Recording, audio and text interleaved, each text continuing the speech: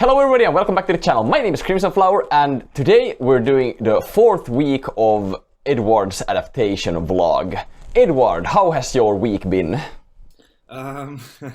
Quite difficult, very difficult in fact, because I didn't expect to have so much sleep deprivation. I had also some cravings that occurred during this week, especially after my second nap. I always am very hungry, and I could eat anything, and I'm doing an intermittent fasting, so normally I can't eat at that moment, and unfortunately I wake up and I'm like always craving food as crazy. Oh, that's really interesting. Okay, I don't think I've heard about that before, but hey, you're doing quite a harsh schedule. But okay, you mentioned last week that you thought that you were in stage 3, especially for the last few days before our video. How has this changed now? Do you think that you were still in stage 3? Are you now in stage 3? Were you then in stage 3? What's the situation there?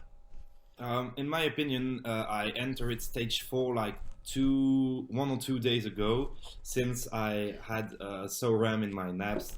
Unfortunately, today I didn't have any SORAM nap. Meanwhile, you said it could come back and forth, so I try to not worry a lot about that. But yeah, I feel really good from time to time. It's like I'm extremely productive. I have an extreme alertness. I don't know how to say that, and I'm really focused. I can like do anything. I can read. I can. Yeah, it's like as if I was normally sleeping monophasically. But sometimes I still have like on call wake for about like maybe half an hour or 1 hour. I'm really sluggish and I struggle a lot to stay awake.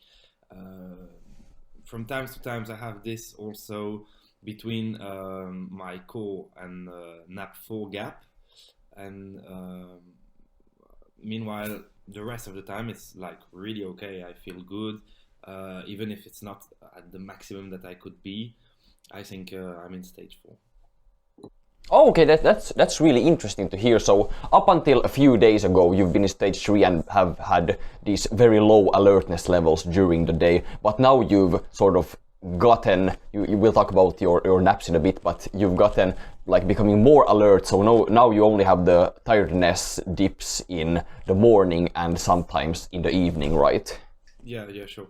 Just hold on a minute, because there's my mother is going down, and I'm just going to tell her not to come here as I'm recording, okay? Yeah, absolutely, no problem.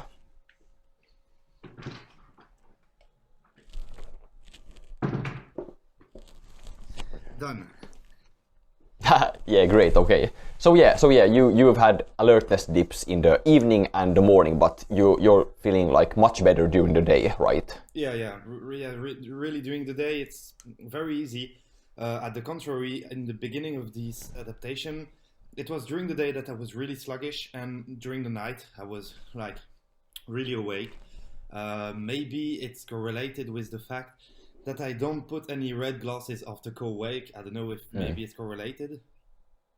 Yeah, could be for sure. And I think that it's a really interesting strategy that you're going for, to include the dark period after the core, only after you have adapted. That's something that hasn't been done yet, and I'll be really interested in seeing what your results with that will be.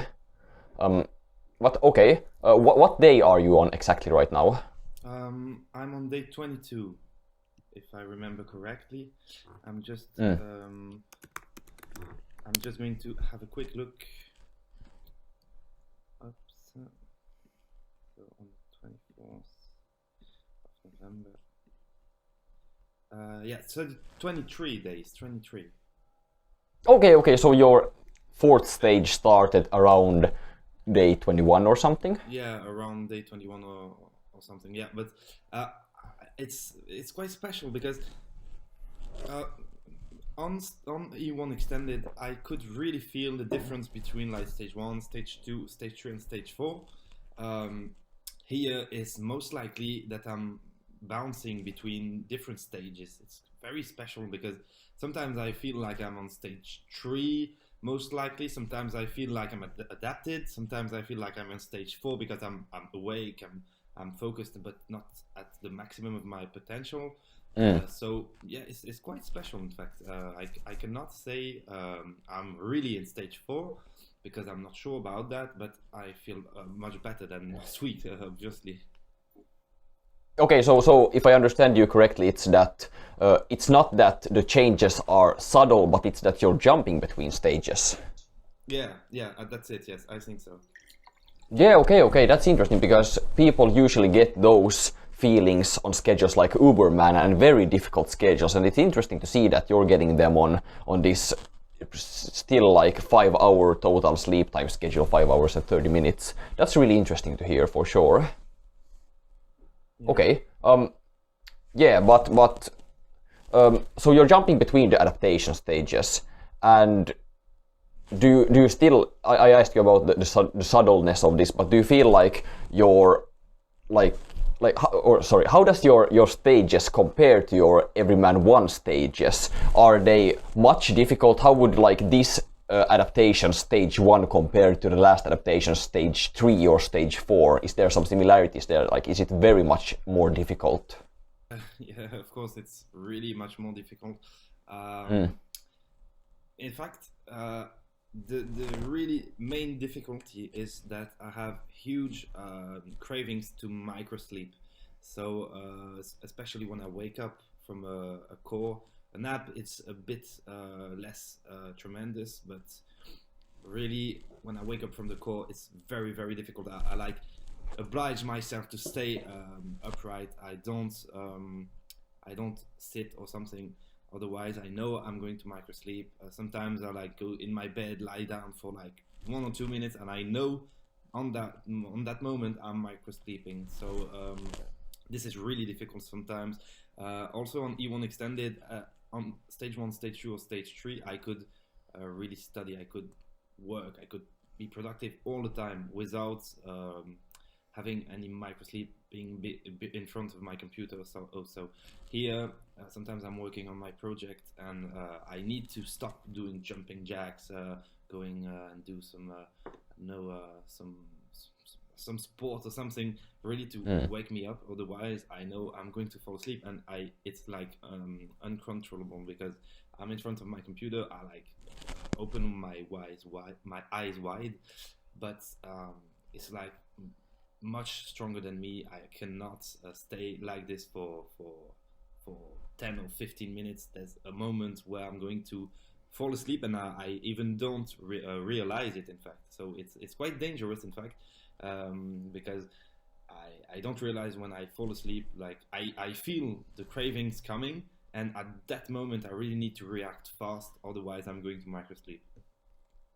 Yeah, how fast do you need to react? Is it like within a minute or is it longer? Like, do you feel it creeping up, or is it really explosive and just takes you sleeping?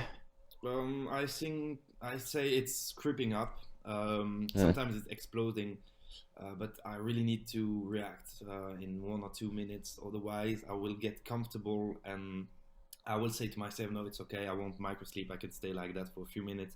And unfortunately, you don't realize it. In fact, I really didn't realize when I was falling asleep, even though I was telling myself I could stay awake.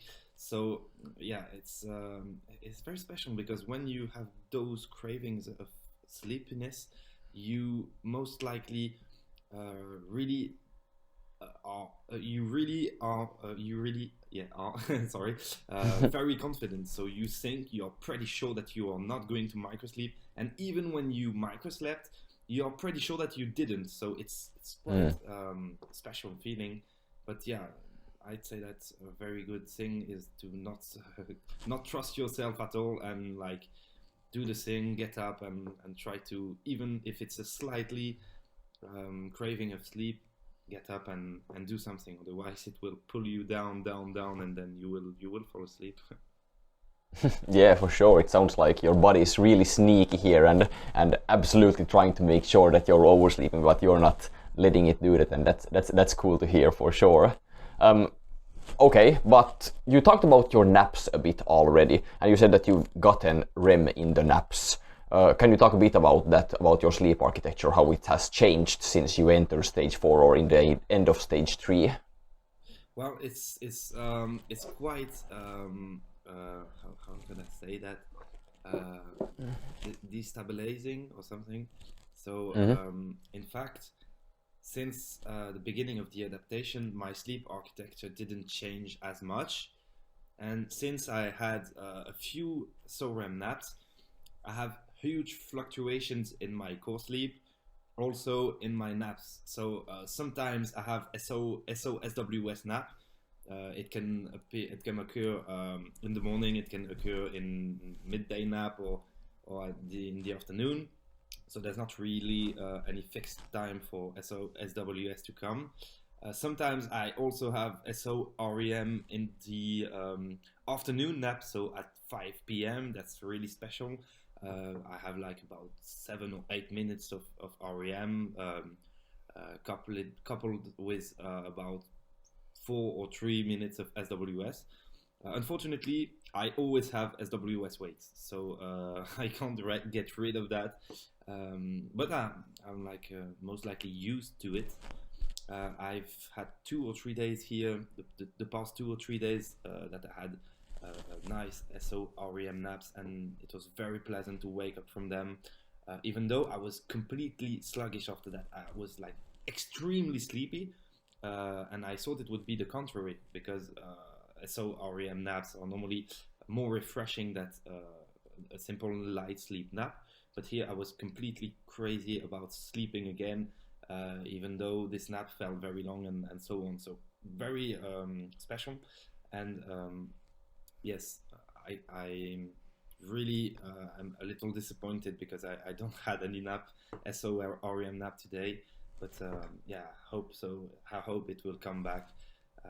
And also in my core sleep, like I can fluctuate between 120 minutes of SWS and like 80 minutes of SWS, and between that there's more REM or less REM. Tonight I've had the most, the biggest REM core sleep that I had.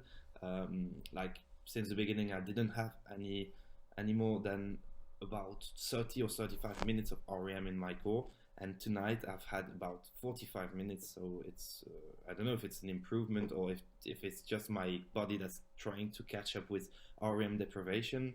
So yeah, it's like it's quite frustrating because I don't know what's happening and I would like to know. Yeah, for sure. It sounds like you're really hitting a peak with the REM pressure since it's trying to get everywhere into the naps, into the core, and most likely the reason why you haven't had any REM naps today because you had a bit more in the core, but I still expect you to have them more frequently. That's the experience with many people, that when they start getting REM naps, they get it for a few days, maybe one day, then they lose them for a few days, then they come back and bounce around like that until they stabilize.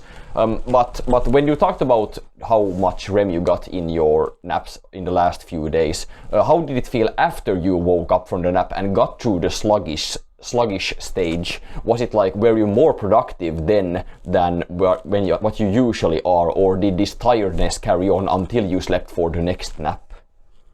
No, it's the tiredness carried on until the next nap, and I wasn't productive at all.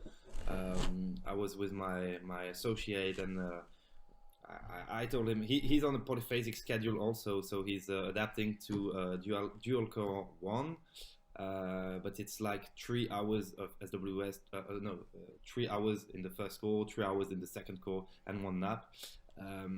Like he started exactly at the same date like me, and he's most likely the same stage like me, so it's quite funny.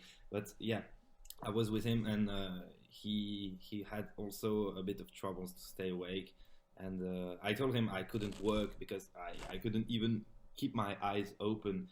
So I kept my computer on the elevated table where I could like stay up and stand up and watch my computer like this. But even like this, I could not barely work and be productive. So I don't know if it's maybe because my body catches up REM and he wanted more maybe. So that would maybe be the reason why I wasn't productive. I don't know. Yeah, it's probably just because you have a huge REM pressure at the moment, and you know when your body gets a taste of REM, it's going to really try to get more of it, and that sounds really unfortunate that you haven't been able to be productive because of the REM naps. But how has your productivity changed, like outside these few times when you had the REM naps? You mentioned that you enter stage 4 and you've been more tired in the morning and evening, but how is like your day productivity? Has it increased when you don't have REM naps? Yes, of course, of course. I could say that it's about the same like the productivity that I had during stage 1 and the beginning of stage 2. So yeah, it was really easy at that moment to sustain the schedule and be productive. I didn't have any micro sleeps and so on. So like at that moment, at precise moment, I ate a little sausage and I drank a little of Coca-Cola without caffeine, of course. And like I feel very good.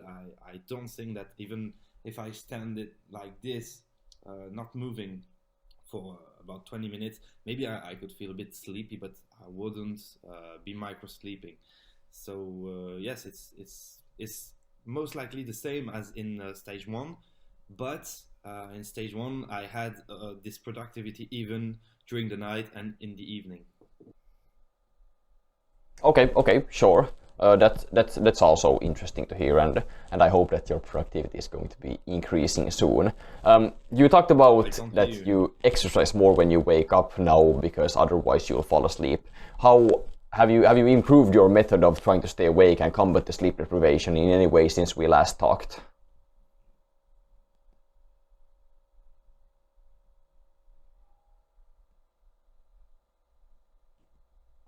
Oh, sorry. I was just asking if you have improved your method of staying awake since we last talked, like how you combat your sleep deprivation. Has that changed since last week?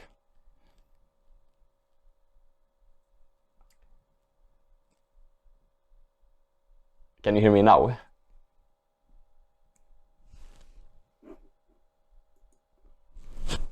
Let's see here. Do you hear me?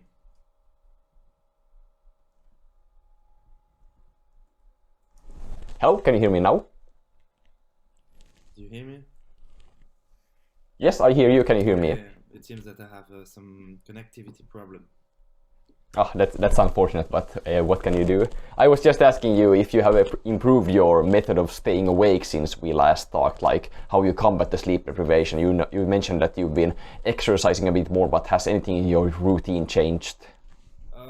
My routine didn't change, but I need to be even more disciplined. So, with sleep deprivation, I'm most likely without any mood to go and like jump with my rope or do all the things that keeps me awake. But I know that I've had about 20 days of sleep deprivation, and I also have my adaptation of E1 extended. So with all this pass that I've been through, I don't want to oversleep. I don't want to mess up with all that, and I want to adapt successfully. So of course, it's a good reason to like push my body through and go and work out or just jump on my rope or something. So yes, in that moments when I'm really at the low point, thinking about why I'm doing that and where did I come from, and it pushes me to continue and just not stay in bed and be lazy. Yeah, for sure. It's probably like a battle between your brain and your body, and you're trying to overcome your will to sleep. And it's really cool to hear that you're managing to do that too. That's great.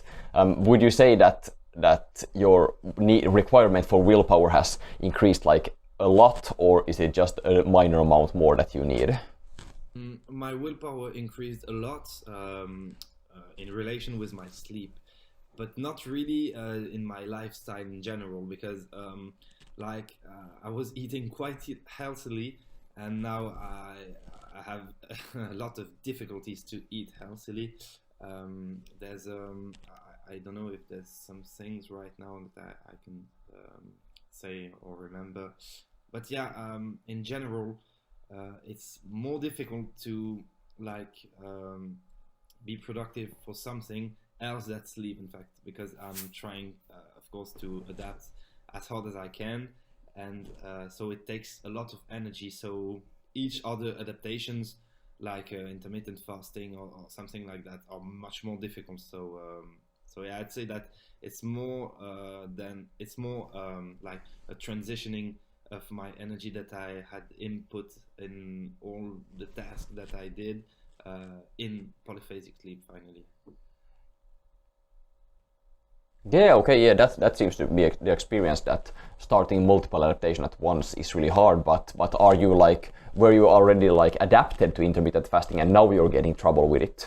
Yes, I was already adapted to intermittent fasting, and with this coming, in fact, when I wake up at my first nap, it's okay. I don't really feel hungry, and when I wake up to my second nap, I could eat anything. Like thinking at the first second I wake up, I open my eyes, I'm thinking about a burger, I'm thinking about a sandwich, I'm thinking about drinking some soda, and so on. So it's really difficult. Maybe I should like change my food intake window and like eat less late in the evening, and like eat earlier in the morning. Maybe I could try that, and I'll have a look about this if it's maybe easier that way or not. Yeah, for sure. The only issue that I'm thinking about is that you could be really tired for your core or really hungry for your core then, but for sure if you're having this much trouble, it could be beneficial to change the eating times to fit you better. Yeah. For sure. And I don't Yeah. know if maybe this is correlated with sleep deprivation, but when I'm really sleep deprived, when I feel the pain, is most likely like I have my how to say that, my sexual cravings that are extremely high. So it's maybe it's correlated. I don't know if it is, because I didn't have this at that point on normal schedules. Yeah, for sure. I'm not really, or I don't really know if it's correlated, but it would be interesting to hear what your experiences are after you've tried to change your schedule and been a bit more like into the adaptation. Do you hope that after you adapt, you're going to be able to use this improved willpower that you have in order to complete more tasks, like putting it into productivity instead, keeping the flow going and just redirecting it, or do you plan on relaxing after you've adapted? No, of course, after that adaptation, I really want to use all that willpower that I used to adapt in my project, because I have a very big project running on the moment, and it requires me a lot of time and, of course, a lot of energy. And sometimes I really don't feel like working on it, even though I do it, but I'm not as productive as I should be. So, yes, I hope that when I'm adapted, I will be able to input all that energy in my project. Yeah, for sure. That's really smart, and I hope that it's going to be going well for you. Okay, I don't think I have anything more to ask. Do you have anything that you would want to tell the viewers? Any tips that you have or something? I'd say a bit like each time. So be disciplined. Don't trust yourself. Absolutely, don't trust yourself at any cost, because you will betray you. So, or betray, I don't know how you say that, but yeah, I think everybody understood that it's really important to be disciplined and trust the process rather than being confident simply. Yeah, that's really powerful for you to say, and I think it's important to reiterate that, like, every time when you're in adaptation, you really need to be aware that you're the one in charge, your brain is in charge, and you shouldn't let your body be in charge. It's going to screw you over. It doesn't want the best for you, it wants what's the best for itself. Yeah, sure. It's so true. Yeah, for sure. Okay, but I'll be seeing you next week. Hopefully you adapt soon, and take care. Sure, you too. See you. Yep, bye. Bye bye.